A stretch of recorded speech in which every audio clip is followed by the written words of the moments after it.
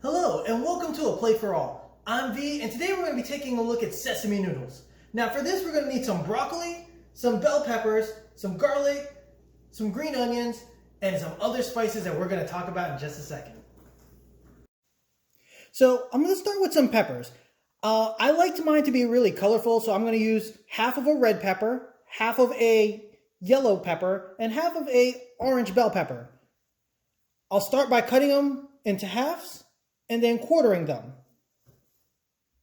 Once I have them quartered, I'll start by cutting off the tops and cutting really thin strips from each of the quarters.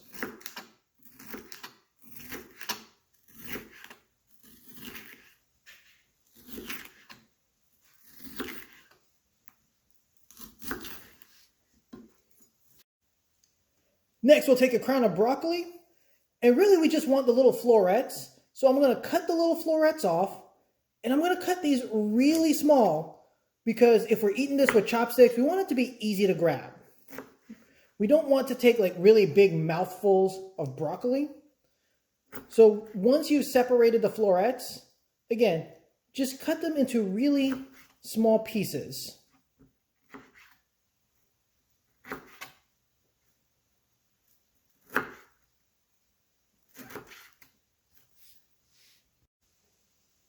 Now we'll take a bunch of scallion, and all we're going to do is we're going to chop these little green bits into nice thick slices.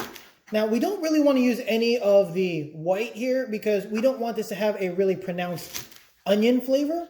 We're just using these in the veggies itself.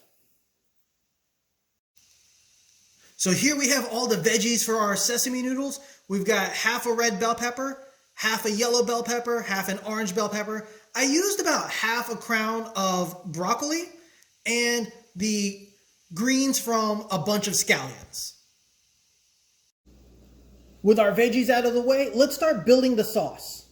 Now, we can easily make this gluten-free by using gluten-free soy sauce. So keep that in mind if you have any friends or family members with dietary restrictions. We'll start with 2 tablespoons of soy sauce, 2 tablespoons of rice wine vinegar, and 2 tablespoons of canola oil.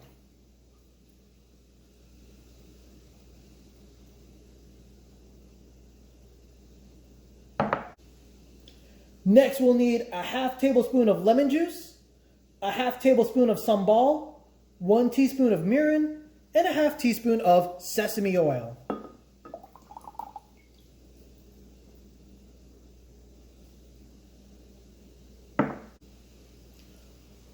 Next comes 1 clove of garlic grated and 1 teaspoon of grated ginger.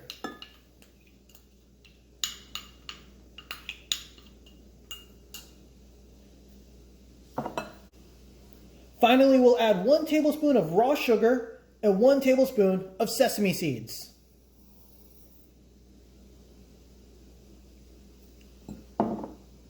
From here, we're going to whisk it all together.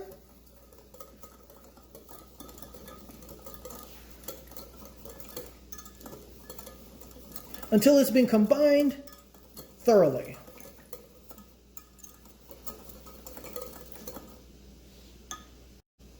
Now, depending on how many noodles you cook up or how many people you're serving, you might want to double this recipe, especially if you like your noodles to have more sauce to it.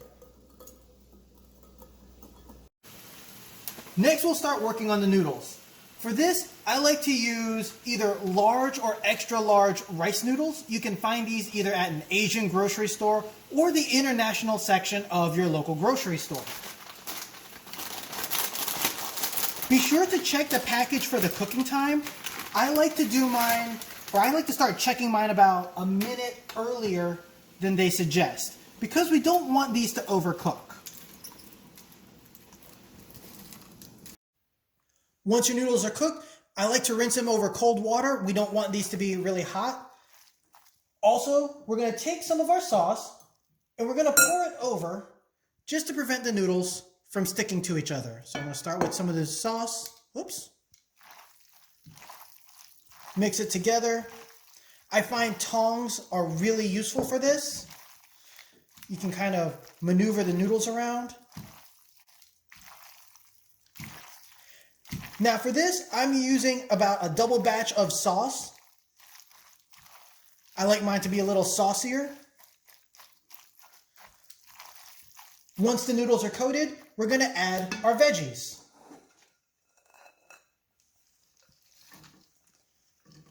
I'll pour some of it. Stir it around. Get it in there. And go with the rest.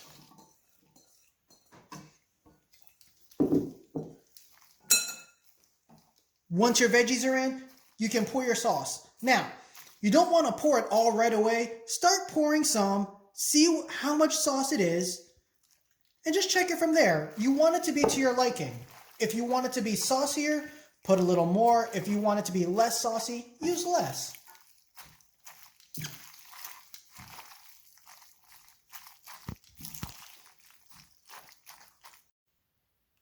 And here we go.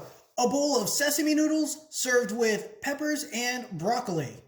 Now, this dish is great on its own, or you can also cook up some chicken or some shrimp and pair it along with this. Thanks for watching. I hope you enjoy. And remember, the kitchen's always open and there's a plate for all.